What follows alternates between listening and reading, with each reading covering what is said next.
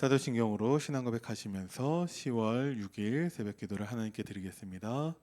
전능하사 천지를 만드신 하나님 아버지를 내가 믿사오며 그 외아들 우리 주 예수 그리스도를 믿사오니 이는 성령으로 잉태하사 동정녀 마리아에게 나시고 본디오 빌라도에게 고난을 받으사 십자가에 못 박혀 죽으시고 장사한 지 사흘 만에 죽은 자 가운데서 다시 살아나시며 하늘에 오르사 전능하신 하나님 우편에 앉아 계시다가 저리로서 산자와 죽은 자를 심판하러 오시리라.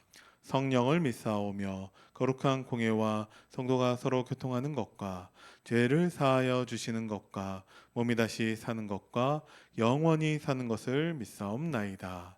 아멘. 찬송가 79장 찬송 드리겠습니다.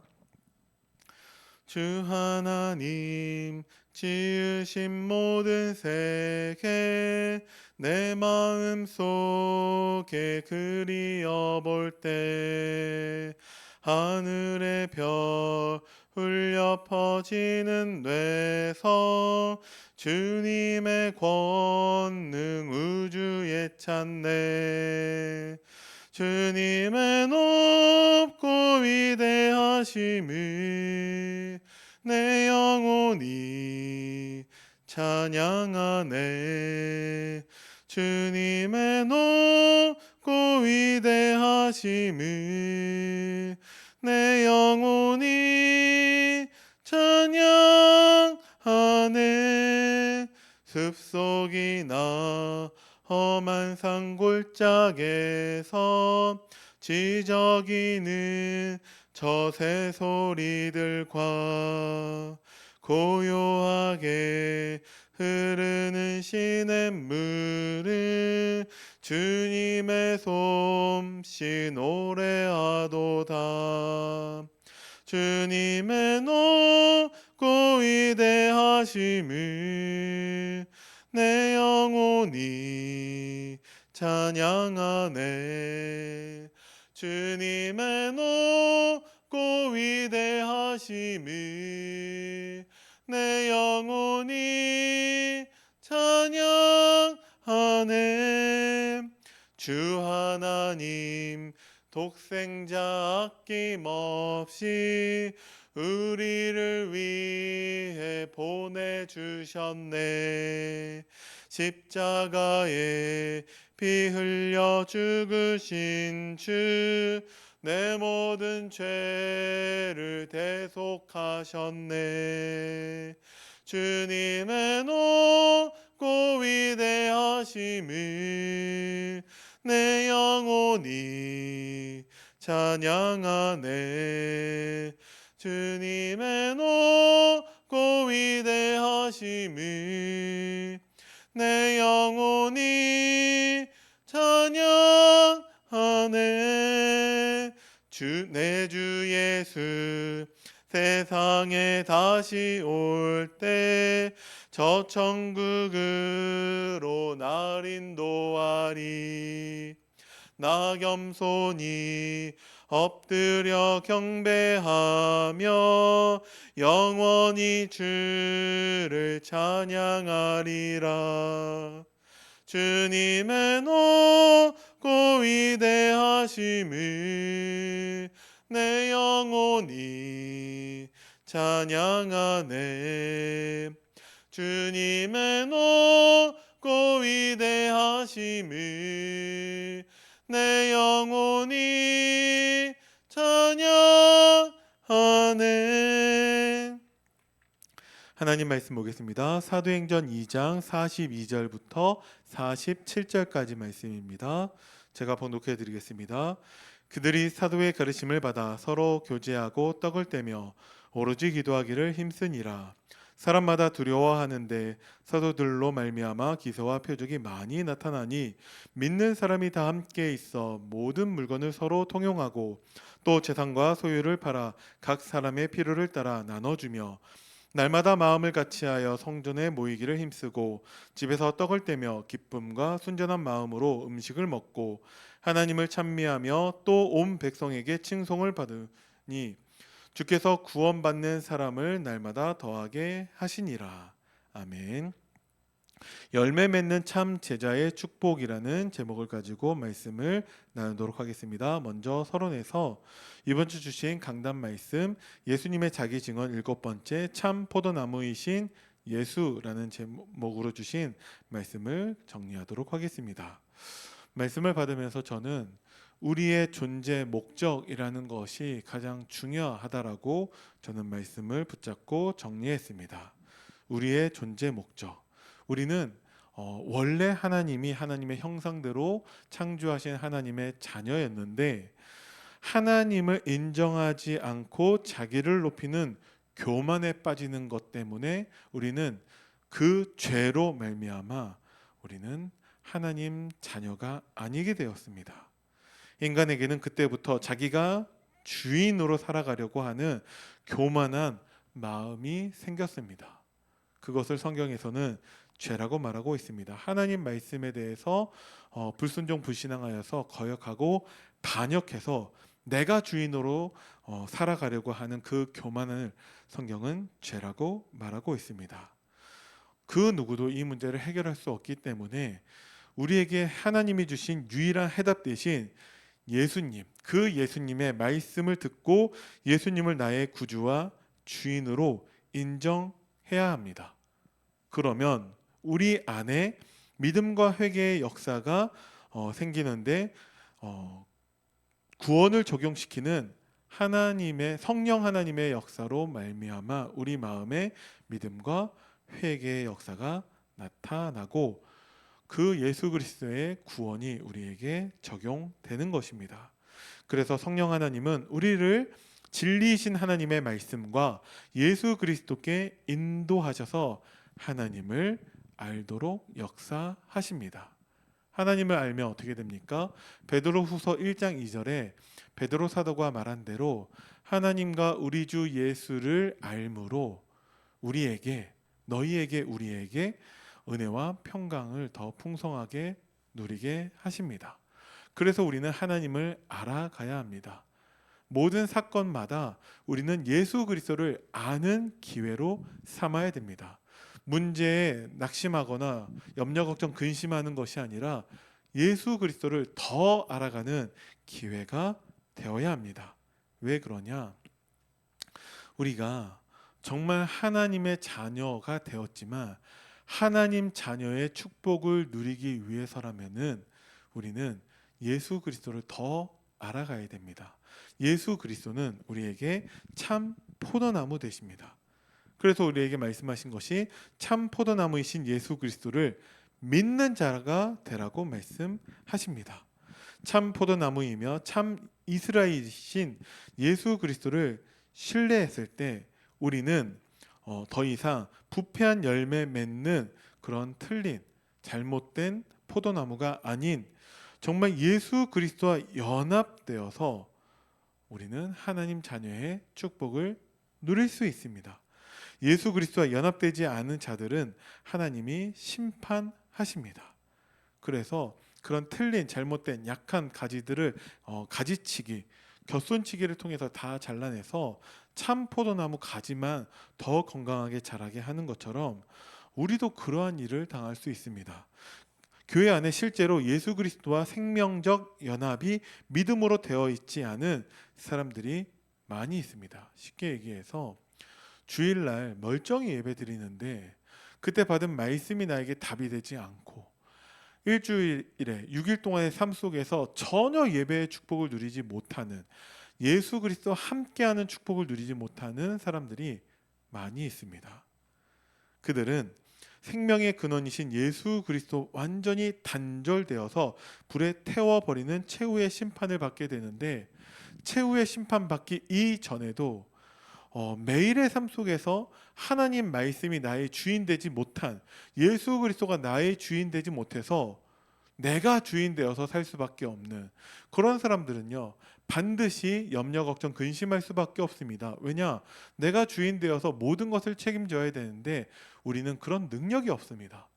당연히 다른 세상 의지할 수밖에 없고 다른 대책을 찾을 수밖에 없는데 대책이 있습니까? 없죠. 그러니까 당연히 낙심할 수밖에 없고 불평하고 원망하고 그 끝은 결국 불신앙이 될 수밖에 없습니다. 그것이 내가 주인된 사람의 삶의 모습이라는 것이죠. 예수 그리스도와 단절된 사람들의 모습 또한 그렇습니다. 불로써 태워버리는 최후의 심판 이전에도 이미 멸망한 것입니다. 그래서 우리는 예수 그리스도의 말씀으로 우리는 깨끗함에 되었음을 우리는 확인하고 믿음으로 칭의가 전가되어서 일생을 살아가면서 매일 말씀으로 깨끗해져가는 성화의 삶을 누려야 합니다. 그러면 우리가 참 포도나무이신 예수 그리스도를 믿는 것, 그래서 구원받은 하나님 자녀 되는 것뿐만 아니라 참 포도나무이신 예수 그리스도 안에 거하는 자가 될 수 있습니다. 그것은 예수 그리스도와 생명적 연합 관계임을 말하고 있습니다. 생명적 연합은 예수 그리스도를 믿음으로 우리에게 주어진다라고 하셨습니다. 너무나 쉽죠. 예수 그리스도를 믿기만 하면 되는데 믿는 자에게는 생명적 연합이 믿음으로 주어진다고 하셨습니다. 거한다라는 것은 인격적이고 지속적으로 관계 맺는 것을 말합니다. 그래서 우리는 의도적으로라도 그리스도를 의지하는 삶을 살아야 하는데, 그래서 우리는 예수 그리스도를 나의 구주로, 나의 주인으로 항상 인정하고 고백해야 합니다. 그러면 예수님께로부터의 공급받은 능력과 은혜와 생명을 통해서 우리는 열매 맺게 됩니다. 예수님과 분리된 상태는 인간의 전적인 무능력이 보여집니다. 예수님과 분리되어서도 성공하고 세상에서 잘 나가는 사람들 많이 있습니다. 그 전적인 무능력을 말하는 것이 아닙니다. 하나님이 기뻐하시는 그 일에 인간은 전적으로 무능할 수밖에 없습니다. 그러면 하나님이 기뻐하시는 그 일은 무엇이냐? 말씀에 순종함으로 기도하며 응답받게 되는 것을 말합니다. 하나님은 우리가 말씀에 순종하길 원하고 계십니다. 그런데 그리스도와 생명적 연합 관계에 있으면 예수 그리스도의 말씀이 우리 마음속에 담겨지는 은혜가 임하게 된다고 하셨습니다. 너무나 쉽죠. 자, 우리는 내가 주인 되어서 살고자 하는 마음이 늘 있지만, 그래서 우리에게 항상 예수 그리스도를 나의 구주와 주인으로 인정하라고 하셨습니다. 우리가 예수 그리스도를 믿을 때 예수 그리스도와 생명적 연합 관계가 되어지고, 생명적 연합 관계가 되어지면 예수 그리스도 말씀이 우리 마음속에 담겨지게 된다라고 하셨습니다. 예수 그리스도의 말씀이 우리를 지배할 때 우리는 하나님의 뜻에 맞는 기도에 응답받게 된다고 하셨습니다. 무엇이든지 구하면 응답받는다는 것은 우리의 정욕적인 뜻이 이루어지거나 응답된다는 것이 아닙니다. 차라리 우리의 정욕적인 뜻, 그 응답이 사라지게 되는 것입니다. 그래서 우리는 하나님의 뜻과 나의 뜻이 맞아지는 그 상태가 되어지는 것입니다.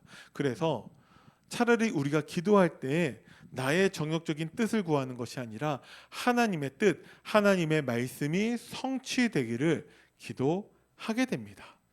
그러면 우리는 예수 그리스도의 제자로 응답받고 하나님께 영광을 돌리게 됩니다. 성도들이 자신의 삶을 통해서 열매를 맺게 되었을 때 하나님은 영광을 받으시는데, 열매 맺는 것은 구원의 자격이 아니라 구원의 증거이며 하나님께만 영광을 돌리는 우리의 존재 목적이 성취된다라고 말씀을 하셨습니다. 제가 처음에 이번 주 강단 말씀을 통해서 우리의 존재의 목적이 가장 중요하다고 말씀을 드렸죠. 우리의 존재의 목적은 정말 하나님께 영광 돌리는 것인데, 우리의 삶을 통해서 열매 맺는 것을 통해서 열매 맺습니다. 우리의 열매는 예수 그리스도가 그 길이고 진리고 생명이고 예수 그리스도가 그 능력이고 은혜인 것을 깨닫는 것부터 시작됩니다. 그래서 우리는 날마다 내가 주인 되는 것이 아니라 예수 그리스도가 나의 구주와 주인 되는 것을 우리는 항상 인정하고 고백해야 합니다. 그럼 우리는 열매를 통해서 하나님을 찬양하며 영광 돌리는 예배 중심의 삶을 살 수 있습니다. 자, 이제 본론으로 오늘 말씀을 빠르게 정리하도록 하겠습니다. 열매 맺는 참 제자의 그 축복에 대해서 말씀을 드리겠는데, 사도행전의 내용을 가지고서 말씀을 정리합니다. 사도행전 1장 8절에 예수님의 마지막 약속이 있습니다. 그것은 무엇입니까? 오직 성령이 너희에게 임하시면 너희가 권능을 받고 예루살렘과 온 유대와 사마리아와 땅끝까지 이르러 내 증인이 되리라 하시니라. 우리가 어떤 열매를 맺냐? 예수 그리스도의 증인되는 열매를 맺게 됩니다. 그래서 우리는 예수님께서 사도행전 1장 3절에 하나님 나라의 일을 말씀을 하셨습니다. 하나님 나라의 일이 무엇입니까? 누가복음 17장 20절 21절에 바리새인들이 하나님의 나라가 어느 때 임하냐고 예수님께 물었을 때 예수님은 21절에 또 하나님의 나라는 볼 수 있게 임하는 것이 아니요 또 여기 있다 저기 있다고도 못하리니 하나님의 나라는 너희 안에 있느니라. 하나님의 나라가 우리 안에 임하는 것부터 그 일이 시작되어집니다. 로마서 14장 17절 말씀에 하나님의 나라는 먹는 것과 마시는 것이 아니요 오직 성령 안에 있는 의와 평강과 희락이라. 하나님의 나라가 우리 안에 임하고 우리에겐 하나님의 의와 평강과 희락이 임하게 되는 것입니다. 그러면서 고린도전서 4장 20절에 하나님의 나라는 말에 있지 아니하고 오직 능력에 있음이라. 하나님의 나라가 임한 우리를 통해서 하나님의 능력을 나타내실 것입니다. 그래서 우리는 무엇을 해야 됩니까? 사도행전 1장 4절에 약속하신 것을 우리는 기다려야 됩니다. 여러분들은 명절을 맞이해서 무슨 약속을 붙잡고 계십니까? 하나님은 반드시 우리를 예수 그리스도의 증인 되게 하실 것입니다. 영혼 구원과 가정 복음화, 가문 복음화의 응답을 우리에게 주실 것입니다. 그래서 우리는 그 마지막 약속을 붙잡고 뭐 해야 됩니까? 사도행전 1장 14절에 오로지 기도에 힘쓰더라. 이 응답을 우리는 누려야 됩니다. 우리가 기도할 때 어떻게 응답되어집니까? 본론 두 번째로 하나님이 응답하시는데 오순절 날이 이미 이름해. 명절이 대부분 사람들에게는 단지 쉬는 날이고 오랜만에 가족 친지들을 만나는 날이지만 하나님의 자녀에게는 약속하신 것을 기다림 끝에 받고 확인하는 날이 될 것입니다. 여러분들에게 명절을 통해서 오순절 날이 이미 이름에 그 응답이 있기를 바랍니다. 그러면 성령이 임재하십니다. 그것이 우리에게 약속하신 것이기 때문에 그렇습니다. 사도행전 2장 2절에 하늘로부터 급하고 강한 바람 같은 소리가 그들이 앉은 온 집에 가득하며 2장 3절에 각 사람 위에 그것이 하나씩 임하고 2장 4절에 그들이 다 성령의 충만함을 받고 성령의 말하게 하심을 따라 다른 언어들로 말하기를 시작하니라. 이 응답이 여러분들에게 있기를 바랍니다. 불신자 가족들을 만날 수도 있잖아요. 그들에게 각기 다른 언어들로 그들이 알아들을 수 있는 말들로서 하나님의 나라의 일을 말하게 하실 줄 믿으시기 바랍니다. 그때 우리에게 교회가 시작되어집니다. 사도행전 2장 14절부터 36절에 베드로가 설교를 합니다. 근데 그 설교의 핵심은 36절에 그런즉 이스라엘 온 집은 확실히 알지니 너희가 십자가에 못 박은 이 예수를 하나님이 주와 그리스도가 되게 하셨느니라 하니라.